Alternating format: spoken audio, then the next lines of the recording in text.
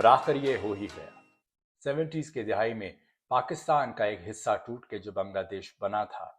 اور وہ گھاؤ جو پاکستان کو بہت گہرا لگا تھا، آخرکار پاکستان کی ایجنسیز نے اور پاکستان کی فورسز نے اس کا بدلہ لے ہی لیا۔ میں بات کر رہا ہوں ایک ایسی دوستی کی جس کو سن کر سب حیران ہیں، جو کہ کسی صحرا میں پھول کھلنے کے برابر ہی ہے۔ میں بنگلہ دیش اور پاکستان کی دوستی کی بات کر رہا ہوں، اور آج میں یہ بات کرنے والا ہوں کہ کس طرح پاکستان نے مجیب الرحمان سے یا ان کی بیٹی سے یا بنگلہ دیش کی اس پوری مہم سے، جس کو مکتی بہانی کہتے تھے، آخر اپنا بدلہ لے لیا۔ یہ بدلہ کیسے لیا، اس کی اسٹریٹجی کیا تھی، اس کی ڈیٹیلز کیا تھی، اس پر تو ہم بعد میں بات کریں گے۔ سب سے پہلے تھوڑی سی بریف ہسٹری بنگلہ دیش اور پاکستان کی۔ زیادہ ڈیٹیل میں مجھے جانے کی ضرورت نہیں ہے، کیونکہ اب تو سبھی واقف ہیں کہ اس کی ہسٹری کیا ہے۔ مجیب الرحمان الیکشن میں جیت چکے تھے، بھٹو ہار چکے تھے، اور سینٹر کا سارا پاور ایسٹ پاکستان کی طرف جا رہا تھا، اور شاید ہماری اسٹیبلشمنٹ کو یہ منظور نہیں تھا۔ اسی بات پر دونوں میں ٹھن گئی۔ مجیب الرحمان نے ایک الگ ملک کا مطالبہ کیا، اور اس کے بعد ریسٹ از ہسٹری۔ کون صحیح تھا، کون غلط تھا، کون دوسرے پہ کیا الزام لگاتا ہے، اس کی ڈیٹیلز میں نہیں جاؤں گا۔ بات کرتے ہیں آج کی،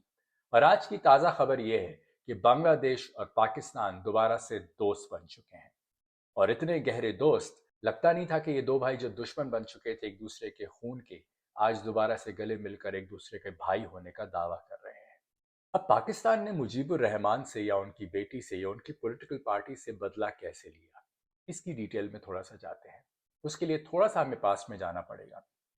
پاکستان سے سکسیڈ ہو کے، الگ ہو کے، جب بنگلہ دیش ایک الگ ملک بن گیا، تو سب سے پہلا کام انہوں نے یہ کیا، یعنی مجیب الرحمان نے، کہ جماعت اسلامی کے اوپر، جو کہ وہاں کی ایک مذہبی ونگ تھی، جو کہ پاکستان میں بھی ہوتی ہے، اس پر پابندی لگا دی۔ اور پابندی لگانے کی سب سے بڑی وجہ یہ تھی کہ جماعت اسلامی واحد وہ جماعت تھی جو کہ پارٹیشن کے خلاف تھی، اور یہاں تک اس حد تک کہ انہوں نے پاکستانی فورسز کے ساتھ مل کے مکتی بہانی، یعنی وہ آرگنائزیشن یا وہ تنظیم جو کہ بنگلہ دیش کو آزاد کرانا چاہتی تھی، اس سے جنگیں بھی کی، ان سے لڑے بھی۔ So the first thing Mujibur Rahman did after they separated یا پارٹیشن ہونے کے بعد، کہ انہوں نے جماعت اسلامی کے اوپر بین لگا دیا۔ اس کی سب سے بڑی وجہ صرف یہ نہیں تھی کہ جماعت اسلامی نے پاکستان کا ساتھ دیا تھا، اس کی دوسری وجہ یہ تھی کہ مجیب الرحمان یہ کلیم کرتے تھے کہ بنگلہ دیش ایک سیکولر اسٹیٹ ہے، کیونکہ ایک بہت بڑی تعداد بنگالیوں کی وہاں پہ رہنے والے ہندوز تھے، اور وہ چاہتے تھے کہ یہاں پہ لوگ صرف ایک آئیڈینٹی پہ رہیں اس ملک پہ، جس کے نام پہ یہ ملک بنا تھا، یعنی بنگلہ، یعنی بنگالی ہونا۔ آپ کا مذہب کیا ہے، اس سے اسٹیٹ کو کوئی لینا دینا نہیں ہے، آپ ایک بنگالی ہیں اور یہ ملک آپ کا ہے۔ یہی آئیڈیالوجی تھی مجیب الرحمان کی، جس پر یہ سارا ملک بنا تھا۔ اسی وجہ سے انہوں نے ایک ایسی تنظیم جو کہ مذہب کو فور فرنٹ پہ رکھتی تھی، یعنی جماعت اسلامی، اس پر بین لگا دیا۔ شروع میں یہ تنظیم جماعت اسلامی کافی کمزور رہی، بلکہ نہ ہونے کے برابر رہی، اور بہت سارے لوگ جو اس جماعت کے حصہ تھے آہستہ آہستہ ملک چھوڑ کے بھی جانے لگے، لیکن کہیں اس کی جڑیں ختم نہیں ہوئی۔ جماعت اسلامی ایگزسٹ کر گئی، مختلف ناموں سے اور مختلف بینر سے یا مختلف ہیڈ لائنز کے ساتھ، اینڈ پھر سلولی ان کا گروتھ ہوا۔ اب یہی وہ جگہ تھی جہاں پہ پاکستان نے اپنا کمال دکھایا، یعنی جماعت اسلامی کو دوبارہ اسٹرینتھن کرنے کے لیے، ان میں دوبارہ بلڈ کی فلو کرنے کے لیے، ان کو دوبارہ زندہ کرنے کے لیے بہت ہی خفیہ اور سٹل طریقے سے وہاں پہ فنڈنگز ہونا شروع ہوئی، اینڈ سلولی جماعت اسلامی کو مختلف نام سے سروائیو کیا گیا۔ آئی تھنک کوئی بھی مسلمان اسٹیٹ یا کوئی بھی مسلمان انڈیویجولی اس بات پہ بالکل بھی اختلاف نہیں کرے گا کہ جب کہ ایک مدرسہ کھولا جا رہا ہے اور اس کا کلیم یہ ہے کہ ہم اسلام اور پیس اور عبادت کی بات کریں گے، اور اسی نام پہ مختلف مدرسے کھلنا شروع ہو گئے، لیکن اس کے تانے بانے کہیں پرانے رشتوں سے آتے تھے۔ سب سے پہلے پاکستان نے جماعت اسلامی کو ایگزسٹ کرنے کے لیے، سانس لینے کے لیے تھوڑی سی جگہ دی، ان کے اندر اسٹرینتھ ڈالا اور ان کو دوبارہ سے ریوائیو کیا۔ جب جماعت اسلامی تھوڑی سی اسٹرینتھ میں آئی اور اپنے پیروں پہ کھڑی ہوئی، تو سب سے پہلا کام یہ کیا گیا کہ اس وقت کی اپوزیشن پارٹی، جو کہ مجیب الرحمان کی پارٹی کی اپوزیشن تھی، یعنی بنگلہ دیش نیشنل پارٹی BNP،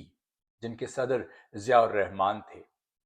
ان کو یہ احساس دلایا گیا کہ جماعت اسلامی آپ کے لیے ایک سافٹ کارنر رکھتی ہے، اور بہت بڑا ووٹ بینک ہے جس کو آپ ٹیپ کر سکتے ہیں اگر جماعت اسلامی کو آپ لیگلائز کر دیں، جماعت اسلامی کو اپنے ونگ میں لے آئیں اور اپنے شیلٹر میں لے آئیں۔ یہیں سے ایک سلسلہ شروع ہوا جماعت اسلامی کا دوبارہ بنگلہ دیش کی مین سٹریم پالیٹکس میں آنے کا، اور اس کا سہرا سب سے زیادہ جاتا ہے خالدہ ضیاء کے نام پر، کیونکہ جیسے ہی وہ پالیٹکس میں آئیں جو کہ وڈو تھیں ضیاء الرحمان کی، تو خالدہ ضیاء نے سب سے پہلا کام یہ کیا کہ جماعت اسلامی کو دوبارہ سے لیگلائز کر دیا۔ اب خالدہ ضیاء کی کیا انٹینشنز تھی، کیا ان کے بھی پاکستانی اسٹیٹ کے ساتھ کوئی تعلقات تھے، اس پر تو میں کچھ نہیں کہہ سکتا، لیکن ہاں جماعت اسلامی سے ان کو ضرور فائدہ تھا، اور وہ فائدہ یہ تھا کیونکہ خود خالدہ ضیاء اور ان کی پارٹی سافٹ کارنر رکھتی تھی مذہبی تنظیموں کے لیے ہی، وہ ایک بات تھی، لیکن اس کے علاوہ جماعت اسلامی کا ایک بہت بڑا ووٹ بینک تھا جس کا احساس خالدہ ضیاء اور ان کی پارٹی کو اچھی طرح تھا، اور اپوزیشن سے جیتنے کے لیے اور مجیب الرحمان کی لیگیسی سے لڑنے کے لیے یہی ایک طریقہ تھا کہ اس بڑے ووٹ بینک کو ٹیپ کیا جائے جو کہ بالکل اپوزیشن اور بالکل مخالف تھا مجیب الرحمان اور ان کی پارٹی اور ان کی بیٹی یعنی ان کی ایئر کے خلاف۔ تو یہاں سے سلسلہ ہوا جماعت اسلامی کا مین سٹریم پالیٹکس میں آنے کا، اینڈ جب Jamaat Islami came into the mainstream politics of Bangladesh, there was no looking back. کیونکہ جب آپ کو شیلٹر مل جاتا ہے ایک پولیٹیکل پارٹی کا، آپ کے اسٹیٹ کا، آپ کے گورنمنٹ کا، تو پھر آپ 10 فولڈز گرو ہوتے ہیں۔ اب یہ نہیں دیکھا گیا کہ جماعت اسلامی کا پرانا ہسٹری کیا ہے، ان کے روٹس کہاں سے ملتی ہیں، صرف یہ دیکھا گیا کہ جماعت اسلامی ایک ووٹ بینک ہے جو کہ اپوزیشن یعنی BNP کے انڈر کام کرتی ہے، یعنی وہ پرانا حساب کتاب جو کبھی مجیب الرحمان سے لینا تھا وہ تو نہیں رہے، لیکن ان کی بیٹی اور ان کی پولیٹیکل پارٹی ایگزسٹ کرتی تھی، ان سے وہ حساب کتاب ایک دن تو لینا تھا۔ جب بھی کوئی ریولیوشن آنی ہوتی ہے یا بہت بڑا چینج لانا ہوتا ہے تو اس میں سب سے امپورٹنٹ کیٹلسٹ یا سب سے امپورٹنٹ چیز جو کہ چیزوں کو اور فاسٹ بنا دیتی ہے وہ ہے وہاں کی یوتھ، اور اسی چیز کو سب سے پہلے ٹیپ کیا جماعت اسلامی نے۔ انہوں نے بنگلہ دیش کی جتنی ینگ جنریشن تھی یا جتنی اسٹوڈنٹ آرگنائزیشنز تھی ان میں پینیٹریٹ کرنا شروع کر دیا، اینڈ سلولی اینڈ گریجولی ایک بہت بڑی تعداد بنگلہ دیش کے مسلمان نوجوانوں کی اور لڑکیوں کی اس میں شامل ہونے لگ گئی، اینڈ یہ گروتھ اتنی ریپڈ ہوئی ہے جس کے بارے میں اگر دیکھا جائے تو بڑی حیرانی ہوتی ہے کہ اٹس انپریسیڈنٹڈ۔ یہیں پہ آئی تھنک پاکستان نے ایک بہت بڑا فائدہ اٹھایا کہ جب نئی جنریشن اس طرف راغب ہونے لگی اور جماعت اسلامی یا BNP کے نام پہ اپوزیشن بننا شروع ہو گئی اس وقت کی پریزیڈنٹ حسینہ کے خلاف، یہ ایک اوور نائٹ چینج نہیں تھا۔ جب اسٹوڈنٹس میں رجحان پیدا ہوا،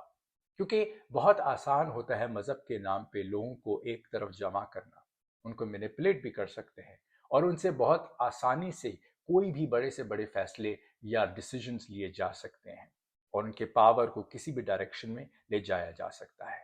اینڈ آئی تھنک یہ ایک بہت پرانا آزمایا ہوا نسخہ تھا جو کہ پاکستانی ایجنسیز اور اسٹیٹ کے پاس تھا، and same strategy was used rather to drive the Bangladeshi youth against their own founding fathers and especially their heir, that was the present Prime Minister Hasina. But religion was not the only element جس سے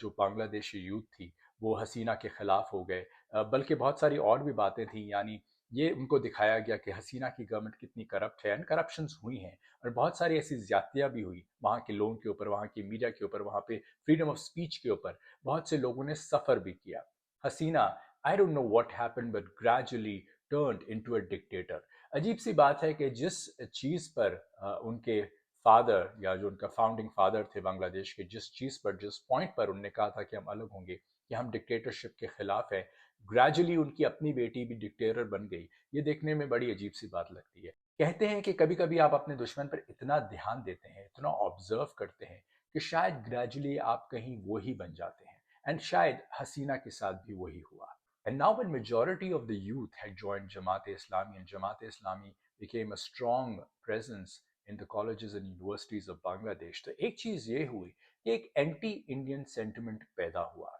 کیونکہ وہ secular بات جس سے India نے جوڑا ہوا تھا بنگلہ دیش کو اپنے ساتھ، وہ چیز ختم ہونے لگی، ریلیجن کا ایلیمنٹ زیادہ آنے لگ گیا، تو ان کو یہ محسوس ہونے لگ گیا کہ انڈیا بہت زیادہ حاوی ہے یا بہت انٹروین کرتا ہے ان کے انٹرنل میٹرز کے اندر۔ اب اس میں کتنی سچائی ہے اس پہ ہم بعد میں بات کرتے ہیں، ویئر ڈڈ انڈیا فالٹر اس پر بھی ہم بات کریں گے، लेकिन फाइनली जो फाइनल कील जो कि हसीना की हुकूमत का जो कफन था या ताबूत था उसमें ठोका गया, वो तब हुआ जब स्टूडेंट्स पूरी तरीके से जमात इस्लामी के साथ मिल के हसीना के खिलाफ हो गए और एक सो कॉल्ड, मैं तो उसको सो कॉल्ड ही कहूँगा because I don't think it was an actual revolution, because यहाँ पे एजेंडा कुछ और था। एंड उसके बाद ये रेवोल्यूशन आई जिससे हसीना को हटा दिया गया। She had to flee the country, they took over the palace. और ये काफ़ी देखे वाले सीन है जो हम मिडल ईस्ट और एशिया में देखते रहते हैं, और लोग कहते हैं कि देखें बहुत बड़ा चेंज आ गया, एक बहुत बड़ी रेवोल्यूशन आ गई, लेकिन उसके पीछे आखिर में इन दी एंड होता वही है।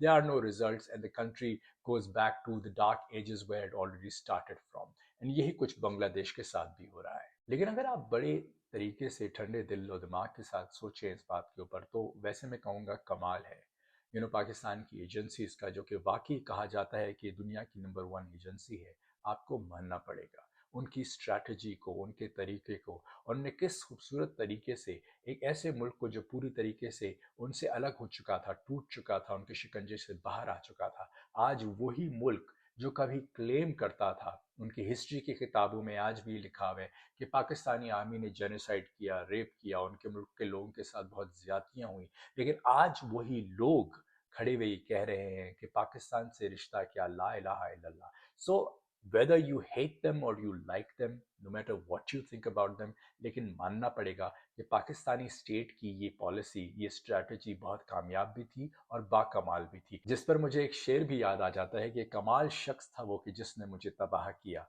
खिलाफ उसके दिल हो सका अभी भी नहीं। और यही हाल बांग्लादेश का आज है कि आज बांग्लादेश पाकिस्तानी आर्मी के साथ मिलके मशक़ें करना चाहता है, और उसके अलावा और टर्म्स और ट्रेड बढ़ाया जा रहा है। और यहाँ तक कि इंडिया के बॉर्डर पे झड़पें होना शुरू हो गई हैं, बांग्लादेश और इंडिया के बॉर्डर पे बांग्लादेश की तरफ से अक्सर फायरिंग होती है इंडियन फोर्सेस के ऊपर। ये वही फोर्सेस हैं जो क्लेम करती थी कि मुक्ति बानी को हमने पूरी तरह सपोर्ट किया और हेल्प किया अपनी फोर्स के साथ आज़ादी लेने के लिए, लेकिन आज उनके ऊपर फायरिंग हो रही है। अब बात करते हैं इंडिया की स्ट्रैटेजी में ऐसा क्या हुआ था, इंडिया ने क्या ऐसी भूल की जिसमें उनके दुश्मन यानी पाकिस्तान का एक बहुत बड़ा साथी यानी पाकिस्तान का एक भाई टूट के उनसे अलग होके उनकी तरफ जुड़ गया और इंडिया का हामी बन गया। लेकिन ये हामी, ये दोस्त जो उनके शिकंजे में आ चुका था, दोबारा फिर पाकिस्तान के साथ कैसे गले मिल रहा है। आई थिंक इंडिया की स्ट्रैटेजीज पर उनको कुछ सोचना चाहिए, स्पेशली उनकी स्ट्रैटेजीज जो कि पॉलिटिकल हैं towards their neighbours. They should think about it और उनको दोबारा से रीसेट करना चाहिए, क्योंकि पाकिस्तान के साथ तो एक लॉन्ग स्टैंडिंग हिस्ट्री है मुखालफत की, उस पर मैं बात भी नहीं करूंगा सर, क्योंकि इंडिपेंडेंस से लेकर आज तक हम सिर्फ लड़ ही रहे हैं और न जाने कब तक लड़ते रहेंगे। लेकिन जो दूसरी भी नेबरिंग कंट्रीज हैं उनको भी देख लें। आई बिन टू नेपाल पर्सनली, और नेपाल जाके मैं बहुत हैरान हुआ कि वहाँ के लोगों में बहुत ही स्ट्रॉन्ग एंटी इंडिया सेंटिमेंट था and they were very welcoming towards Pakistanis. That was surprising for me, क्योंकि मुझे लगता था कि Nepal was almost another province of India, and actually that is what the problem was, क्योंकि नेपाली समझते हैं कि इंडिया की बहुत बड़ा एक इंटरवेंशन है, एक बहुत बड़ी दखल अंदाजी है उनके इंटरनल मैटर्स में, उनके पॉलिटिक्स में, उनके बिजनेस में, उनकी करेंसी में, यहाँ तक कि वो गाड़ियाँ तक अपनी मैन्युफैक्चर नहीं कर सकते हैं, वो सब उनको इंडिया से मंगाना पड़ता है और इंडिया ने एक मोनोपोली बनाई हुई है वहाँ पे। तो मैं ये समझता था कि हालांकि it's the same religion, so they must be very close, but no, the Nepalis were quite against India. So here it shows that India has been lacking. India के अपने नेबर्स के साथ जो पॉलिटिकल स्ट्रैटेजीज थी उनमें कहीं वो चूक गए। उसके बाद जब हम बांग्लादेश की तरफ जाते हैं तो आप देख रहे हैं कि रिसेंटली क्या हुआ है, बांग्लादेश भी उनसे अलग होकर पाकिस्तान की तरफ आ गया है, पाकिस्तान को गले लगा रहा है। Well that's a huge change and I think India should reconsider उनकी स्ट्रैटेजीज टुवर्ड्स देयर नेबर्स, क्योंकि अगर ऐसे हुआ तो होते होते सारे उनको छोड़ जाएंगे और इंडिया बिल्कुल अकेला रह जाएगा, जो कि नजर भी आ रहा है। अब देखना यह है कि पाकिस्तान और बांग्लादेश की दोस्ती किस डायरेक्शन में जाती है और क्या रंग लाती है। अगर दोबारा से एक स्टेट ना बन सकें तो कम से कम इतना तो हो कि यहाँ के लोग वहाँ जा सकें और वहाँ के लोग यहाँ आ सकें। Well please do tell me what do you think about this. आपके अपना पर्सनल इसके ऊपर टेक क्या है, आप क्या समझते हैं बांग्लादेश और पाकिस्तान का रिश्ता कैसा रहेगा, इंडिया ने कहाँ चूका है, या आपको लगता है कि दोबारा से बांग्लादेश उस तरफ जा सकता है and things can be back to normal between India and Bangladesh. Well thank you so much, take care of yourself, खुदा हाफिज।